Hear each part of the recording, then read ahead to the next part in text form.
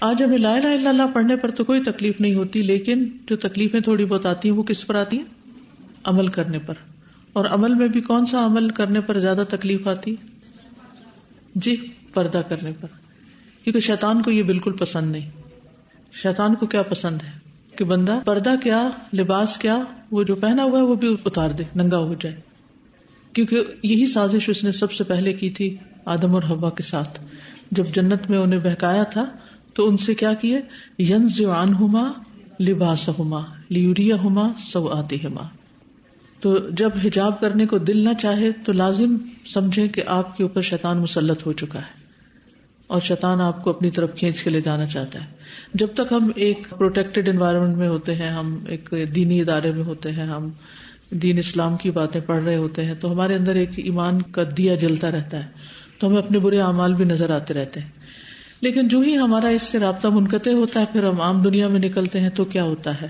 پھر دوسروں کا رنگ چڑھنے لگتا ہے، پھر آہستہ آہستہ یہ چیزیں ڈھیلی ہونے لگتی ہیں. بہت سے لوگ اسکارف کی جگہ کوئی دوپٹہ لے لیتے ہیں، دوپٹے کی جگہ کوئی چادر لے لیتے ہیں، پھر اس کے بعد گاؤن کی جگہ لمبی شرٹ پہنتے ہیں، پھر وہ لمبی بھی چھوٹی ہونے لگتی ہے. پھر کرتے کرتے وہ اسی روش اور ڈگر پہ آ جاتے ہیں جس پر باقی لوگ چل رہے ہوتے ہیں.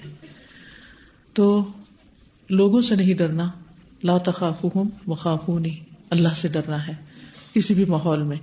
کیونکہ ایک مسلمان عورت کے لیے اس کا لباس، اس کی شرم و حیا، اس کا حجاب اس کی آئیڈینٹی ہے، اس کی زینت ہے اور اس کے ایمان کو بڑھانے کا ذریعہ ہے. کیونکہ حیا ہے تو ایمان ہے، اور اگر حیا نہیں تو ایمان بھی نہیں. یعنی یہ کوئی معمولی بات نہیں ہے، چھوٹی سی بات نہیں ہے کہ آپ نے حجاب نہیں پہنا تو کوئی بات نہیں، سو وٹ، اتنی بڑی کیا بات ہوئی. نہیں، یہ بہت بڑی بات ہے. اس اعتبار سے بڑی ہے کہ یہ ایمان کا حصہ ہے. ٹھیک ہے نا، اس کا تعلق ہمارے ایمان کے ساتھ ہے. اس کو اتار کے اور اس کو کم کر کے ہمارا ایمان نہیں بڑھ سکتا.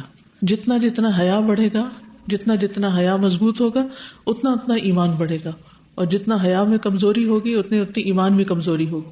اور جب ایمان کمزور ہو جاتا ہے تو پھر اور بھی بہت سی چیزیں چھٹنے لگتی ہیں.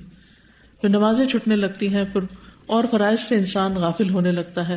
پھر ایک عورت ہونے کی حیثیت سے، ماں ہونے کی حیثیت سے جو بچوں کی پرورش اور تربیت ذمہ داری ہے وہ کم ہونے لگتی ہے. انسان کا اخلاق جو ہے اس پر اثر آنے لگتا ہے. تو اسے اپنے لیے لازم سمجھنا ہے.